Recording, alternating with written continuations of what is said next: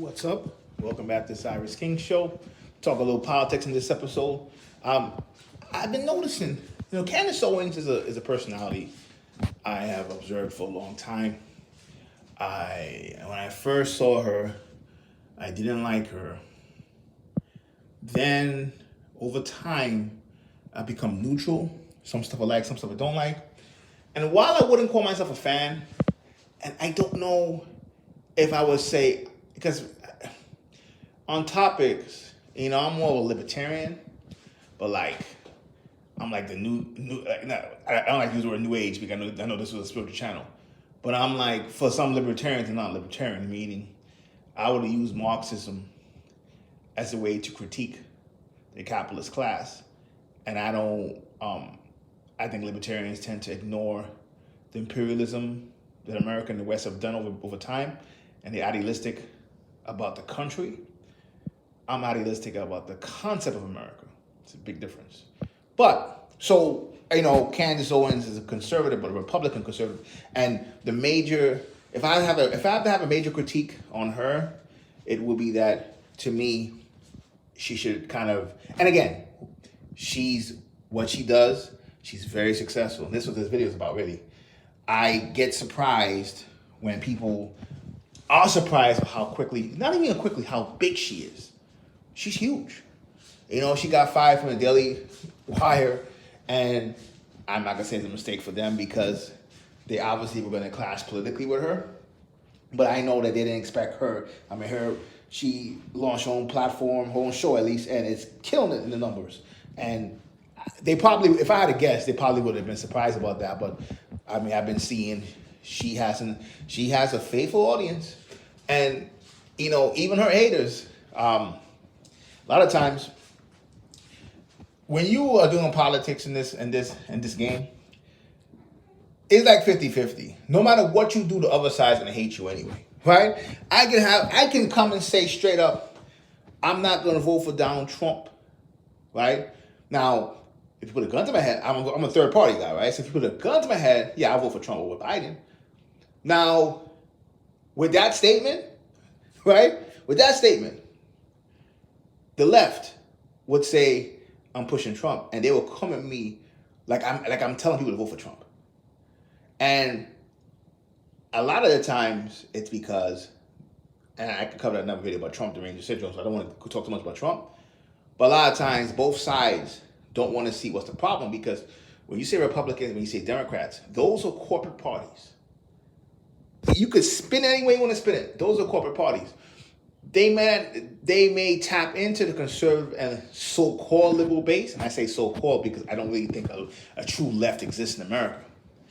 When the right likes to call the left woke, and I'm like, you can say that, but there's no left in America. Now, you may not like the real left, because the left in the global south is the real left, right? The Cuban government is the real left. I don't know if that's woke, right? But that's neither here nor there. I think Candace, she kind of binds herself to the Republican Party. But I would say this, the fact that she has taken a stance that she did on Israel and Palestine is something, because you got to understand, when you're on the left, it's easy to be pro-Palestinian. That's easy. The left has, I'm not going to say it's always been pro-Palestine because we know there's a lot of, but again, just my point. I don't confuse the Democratic Party with the left, just like I don't confuse the Republican with the right. So, of course, the Democratic Party is still more pro-Israel, right? And the funny thing is, the Republican Party will act like the Democratic Party is like communists and they really are for Palestinian rights. But it's because it's easy on the left to be pro-Palestine. It's hard on the right. And the funny thing is, I don't even think Candace is actually pro-Palestine per se, right? But it's got so crazy where if you say you want peace, and oh man, Israel's taking itself too far, right? Like, I don't think Candace Owens is going to be one of those types who's going to be like, Palestinians, again, I'll be fair. I don't pay attention to everything she says about Israel, but I know she wouldn't say Israel should be demolished and the Palestinians should have their own state and Israel is imperialist invaders, right? She's not going to say that, right? So it's not left like that. Would she be for the two-state solution, which is most likely ineffective anyway? I don't even know. I don't even know if she'd be for that. So I don't even know if she'll be down for that. So when people say she's pro-Palestine, I think what they're confusing is, it gets to the point where if you just say something that's common sense, right, and something like, wow, Israel's kind of taking it really far, you're the enemy of the state. And the same thing happens with Trump. But to do that on the right-wing side is very hard. That is very hard. So even when people want to say, she's grifting and stuff like that, I don't know. Because a grifter probably wouldn't do that, to be honest. Right? Most likely they wouldn't. And I think that's why her audience has grown a lot. Because I think what separates her from other black conservatives, like Larry Elder types, you can sometimes look at a conservative, like when you hear somebody talking and they're a conservative, right? Especially a black conservative. I'm talking about black conservative. They look and you can tell. Somebody who's black could tell, oh, yeah, this guy's Republican. You can tell off the bat this guy's Republican. You can tell. Candace doesn't have that aura to her. And yeah, she's never going to be, there's always going to be people who don't like her. And yeah, if it was real, like I'm not going to say if it was real, but if she really wanted to hit that note, she spends a lot of time telling how the Democratic Party failed black folks. The Republican Party is no better either, right? If it was real completely, she probably would push a third party. But she's a businesswoman. She's very successful. And obviously, there's an audience for that, and it's probably going to keep growing. So what I would suggest the left will do, and I'm going to talk about that with Trump, instead of getting into this personality stuff, talk about issues. Because it's obvious they don't really understand the pulse of the people. A lot of things that people on the left, on the fake left, American left, fight a lot for, or they think they exist in their own little bubble, right? I'm in a red state, right? So I would have people tell me, so a good example, I would have people tell me, if you vote third parties, vote for Trump. And you could tell they're not politically educated. I'm in West Virginia, for God's sake, right? It's going to go to Trump anyway.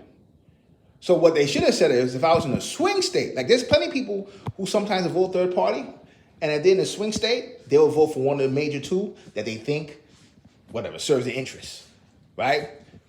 So if I was like, man, I'm in what's the swing states? Wisconsin, Arizona. I don't know if Nevada's a swing state. Maybe Nevada, but I don't know Nevada. Georgia, right? Pennsylvania, Michigan. If I was in those states and I'm saying that, then I'm like, okay, that makes sense.